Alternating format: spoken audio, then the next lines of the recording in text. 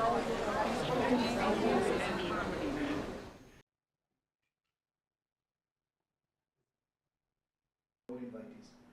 It is a great privilege. I just want to take this opportunity to say a few words for all of us that we're not just a messenger.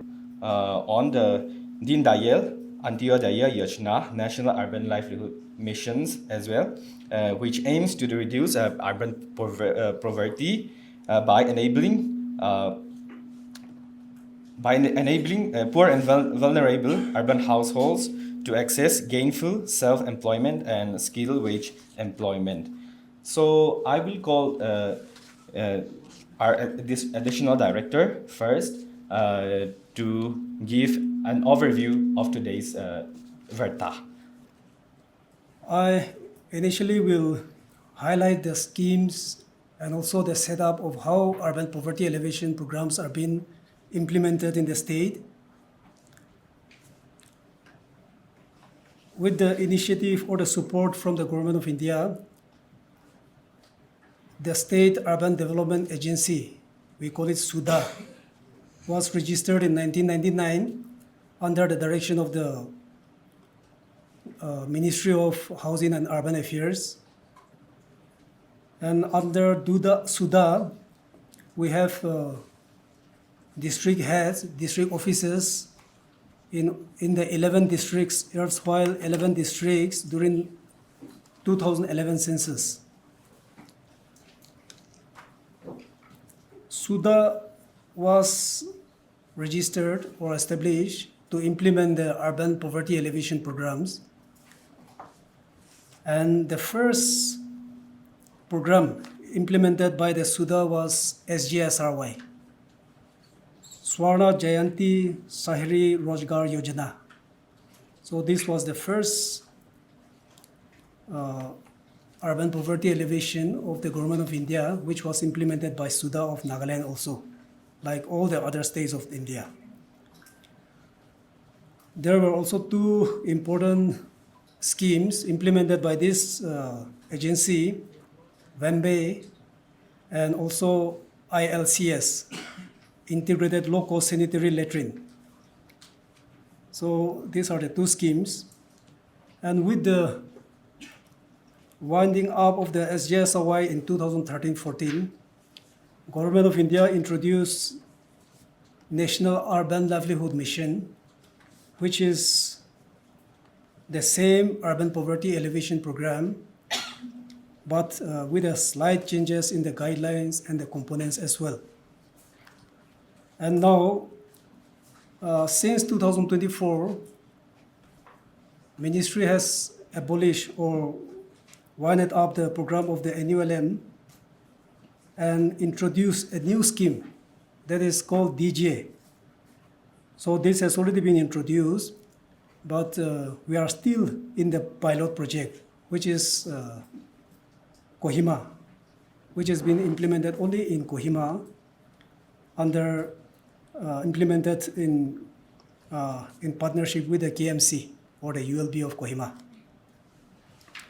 So under the establishment of the State Urban Development Agency, it is headed by a chairman who is usually the secretary of the Urban Development Department, and implementation at the agency level is headed by a secretary, which is a senior officer from the Urban Development Department.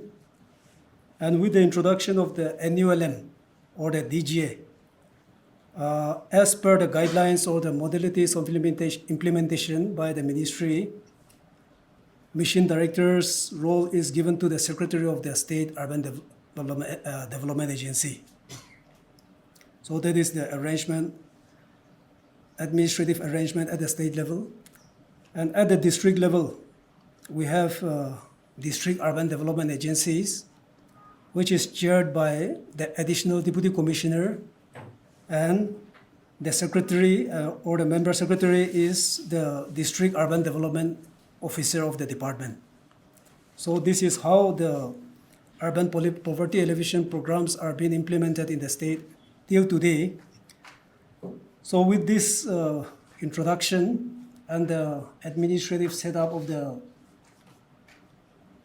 agency or the mission directorate, I have my colleague Abang Shokre, who has been there since the inception of the State Urban Development Agency, and also she has been spearheading the urban poverty elevation programs that has been initiated by Government of India and been implemented at the state level. So she will be dwelling on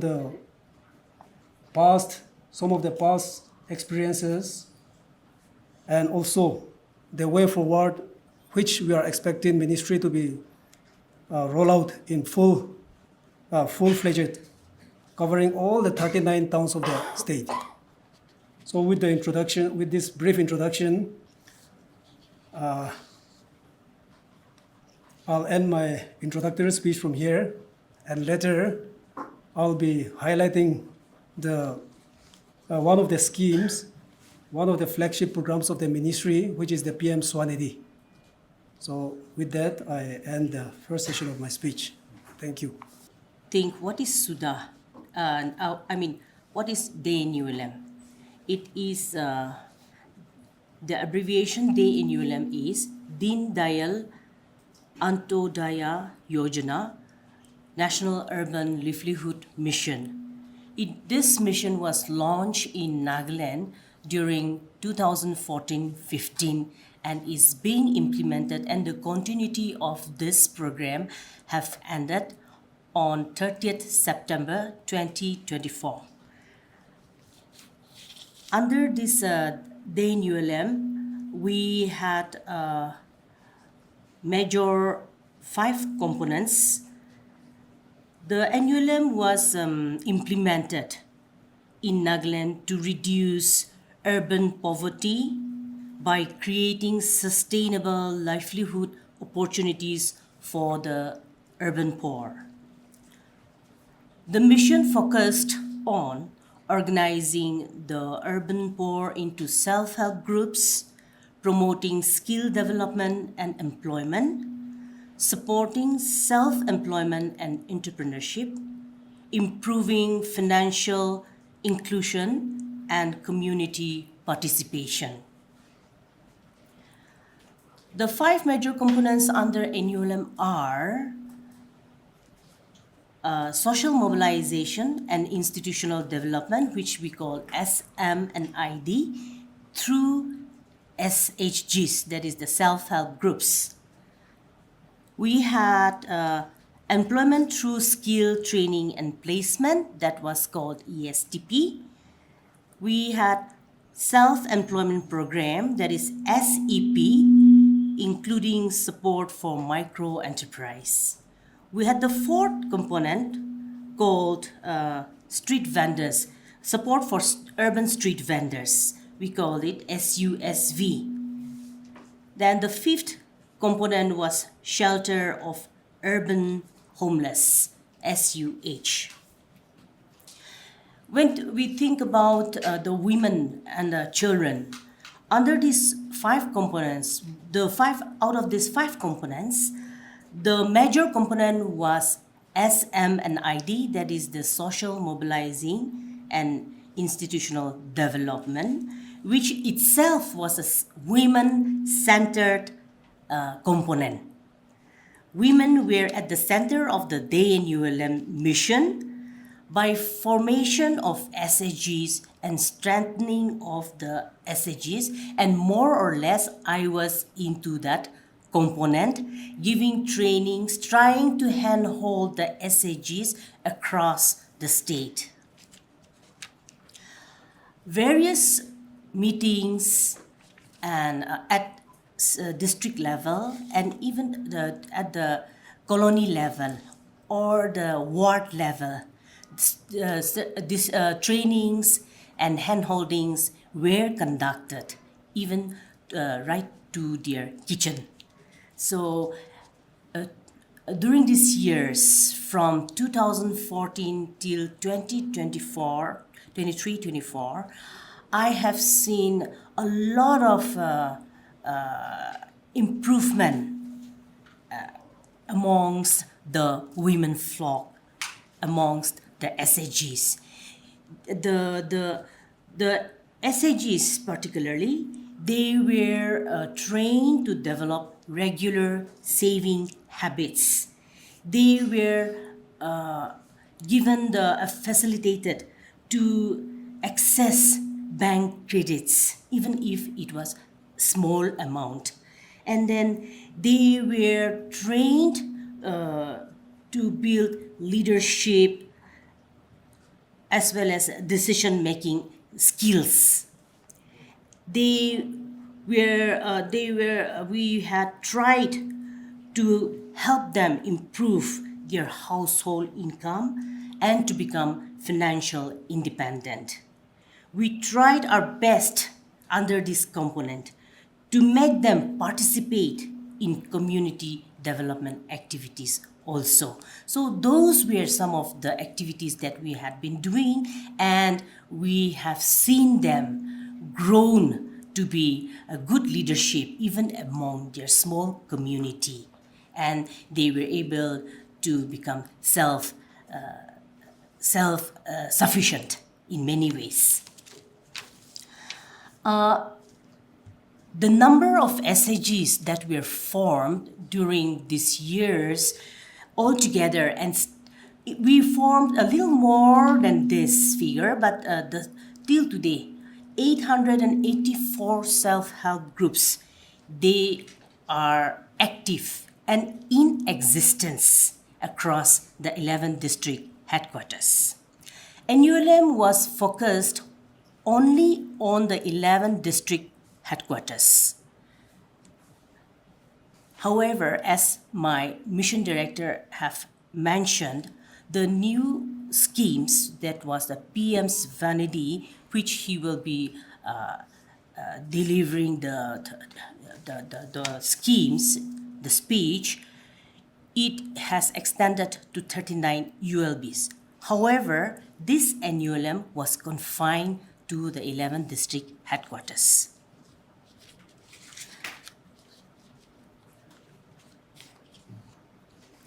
The main activities taken up by our SAGs were savings and internal lending. They were involved in income generating activities. They involved themselves in small business, home-based business, and micro enterprise development.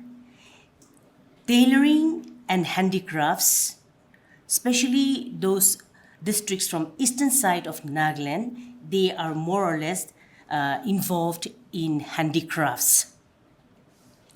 Food processing and catering is more or less based in Kohima and Dimapur.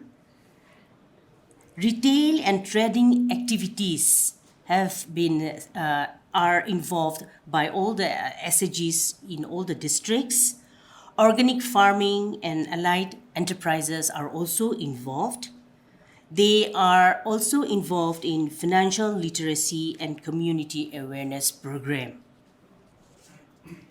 We have federated the SAGs into area level federations and city level federations for smooth communication from our district offices down to the individual SAGs. The impact of NULM, if you look into it, the key impact has been empowering the urban poor household to become self-reliant rather than dependent on assistance. The mission has enhanced skills and employability. It have improved the access to institutional credit, supported the establishment of small enterprises, strengthened women-led community institutions. It has increased household income and financial inclusion, improved livelihoods among economically weaker sections. Now, as mentioned earlier, the position of NULM, the implementation period of this NULM program have officially concluded on the 30th of September 2024. So, on conclusion to this, the Ministry of Housing and Urban Affairs, after building on the learnings from this day in NULM, it has introduced the new mission called DJS, which is Deen Dayal Jan Ajivika Yojana Shehari. The mission is currently being implemented in pilot cities under test, learn, scale approach. The ministry have selected 25 cities across the nation to implement the pilot project. And out of which, for Nagaland, Kohima is being selected as a pilot city and it is ongoing. The pilot project focus on vulnerable occupational groups such as the gig workers, transport workers, construction workers, waste workers, caregivers, and domestic workers.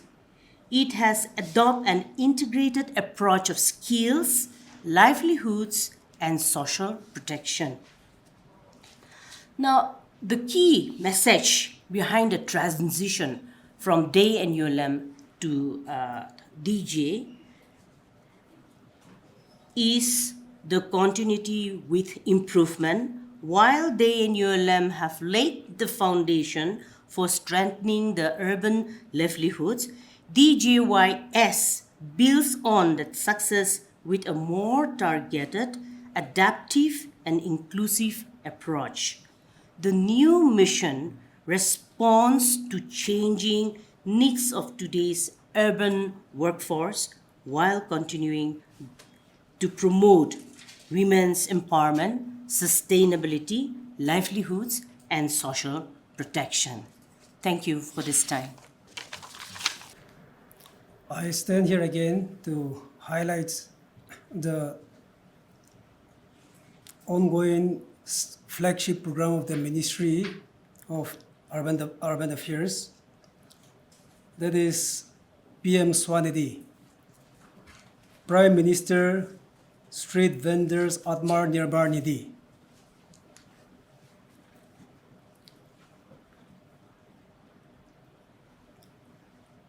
It is about a group of people which we see every day, but we tend to ignore. They are our street vendors, providing to our daily needs, our kitchen. When COVID hit in 2019 and 20, the business of these vulnerable people, the street vendors, their business were interrupted. So in order to help uplift and let them stand on their own feet, the Ministry of Housing and Urban Affairs have introduced this PM SVANidhi on 1st June 2020.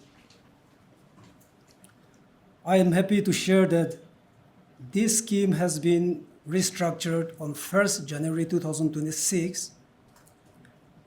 The scheme was now extended till 31st March 2030.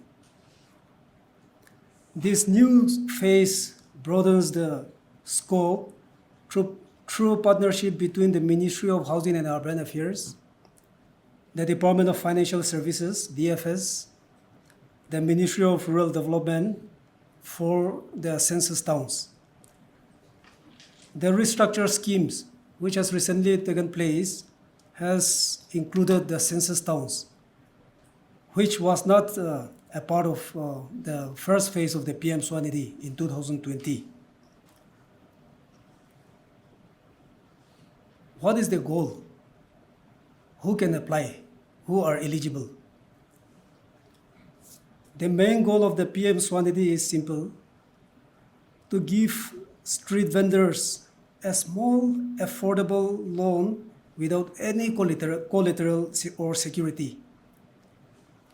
This helps them to restart and keep their business running.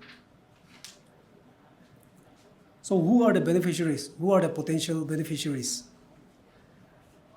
Anyone who sells or offers services on the streets, footpath, pavements, or by moving from place to place. This includes people selling vegetables, fruits, tea and coffee, clothes, books, etc. It also includes services like barbers, cobblers, and laundry workers.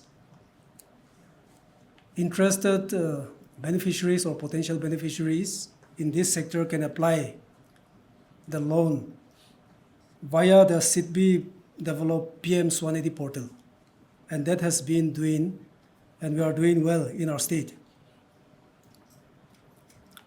So how do the scheme works? What is the process? The schemes sanction loans to the interested eligible street vendors. The beneficiaries or the vendors who pays loans back on time are rewarded by letting them borrow more money the next time. The loans comes in 3 stages. The first loan with an amount of 15,000, which is followed by the second loan of 25,000 after repaying the first loan. And the third tranche or the third loan is 50,000 rupees after the paying back of the second installment. So this is the incentive attached to the repayment of the scheme. The benefits are interest subsidy. The government has given an interest subsidy up to 7%. Number 2 is no guarantee needed. Vendors do not need to give any security to avail this loan. The government guarantees the loan for them under CGTMSME Credit Guarantee Fund Trust for micro and small enterprises. The third benefit is digital rewards. This is aligned with the Digital India vision.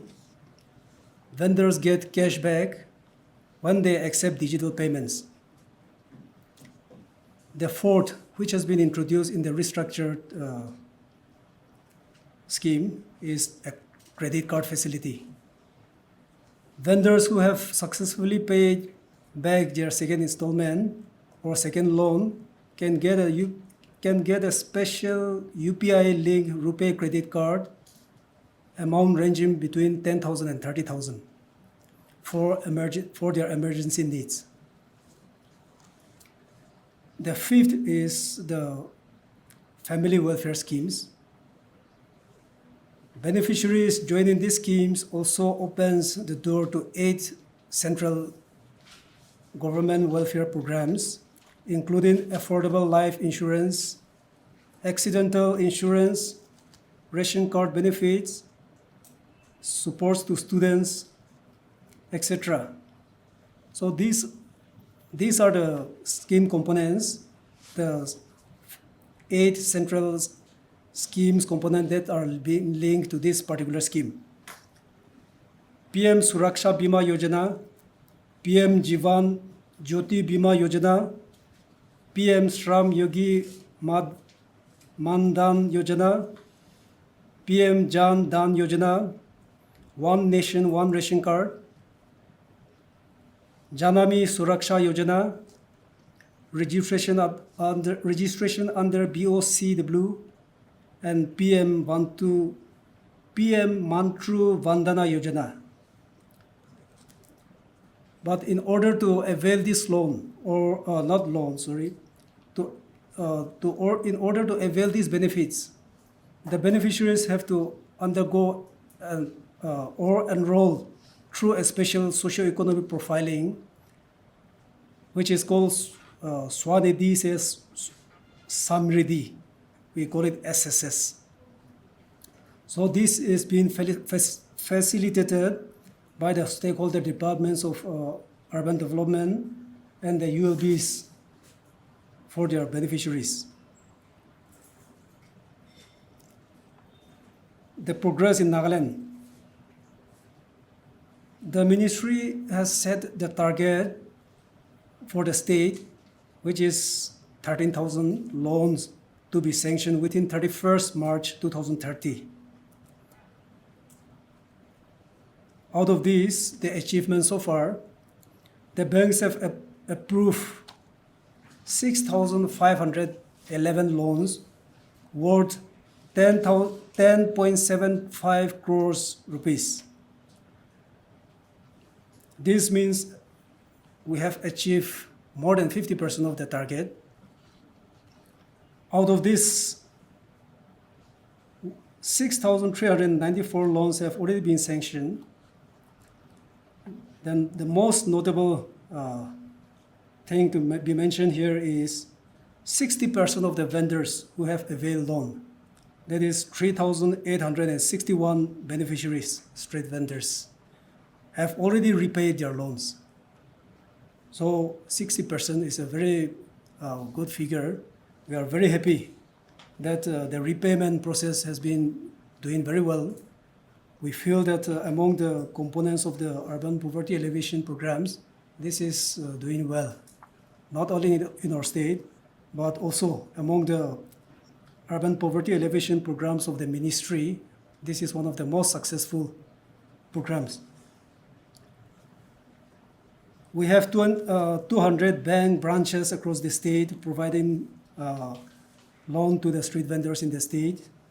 However, the results vary across the state because of various reasons.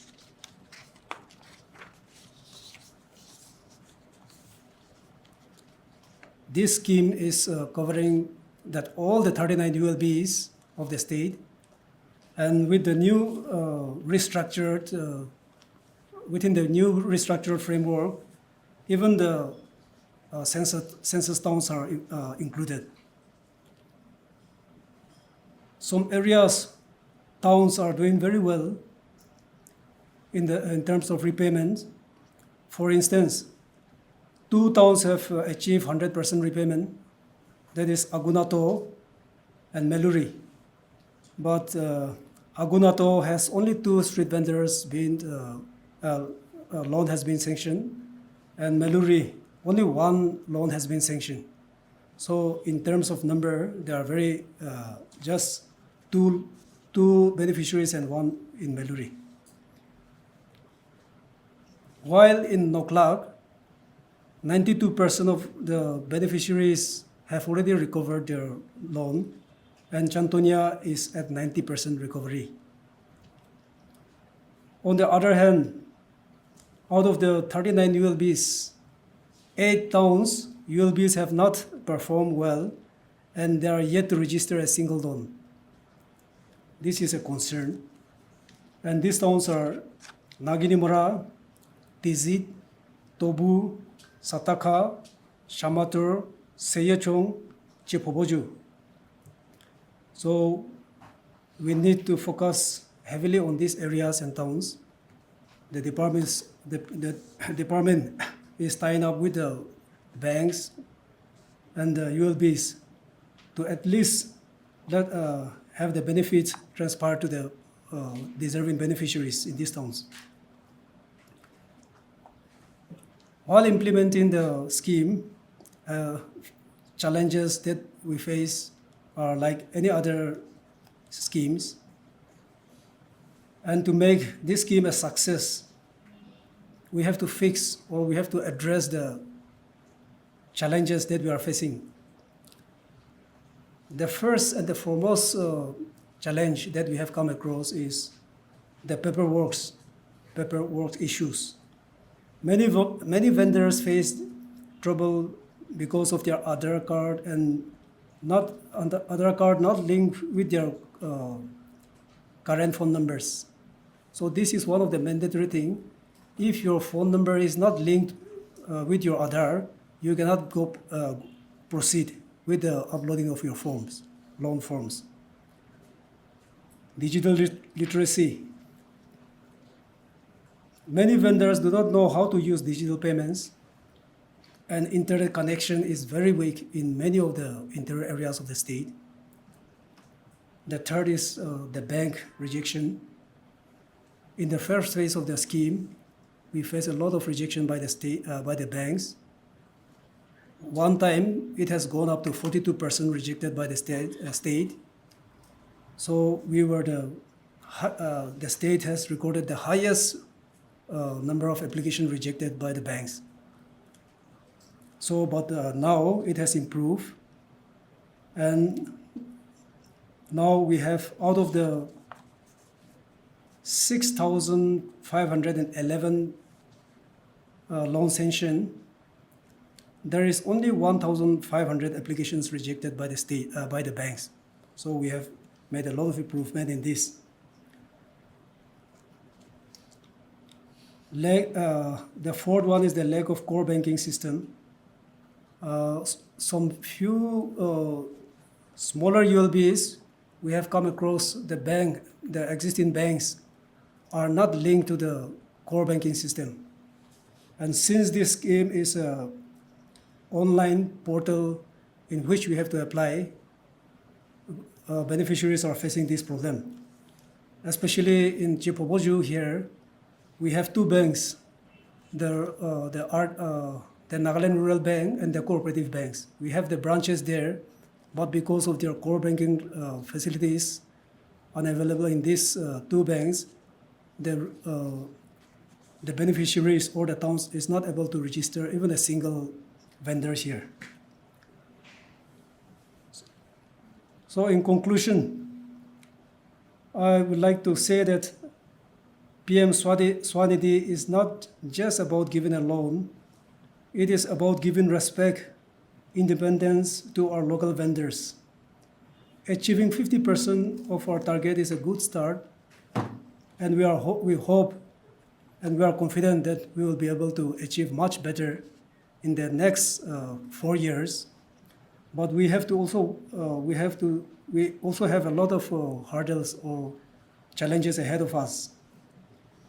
We need to work closely with the banks to minimize the vendors' loan application rejection, hold ample camps to fix other mobile number linkages issues, and help especially the 8 ULBs that have not registered a single loan so far. So together, let us support our street vendors and help our state grow. Thank you.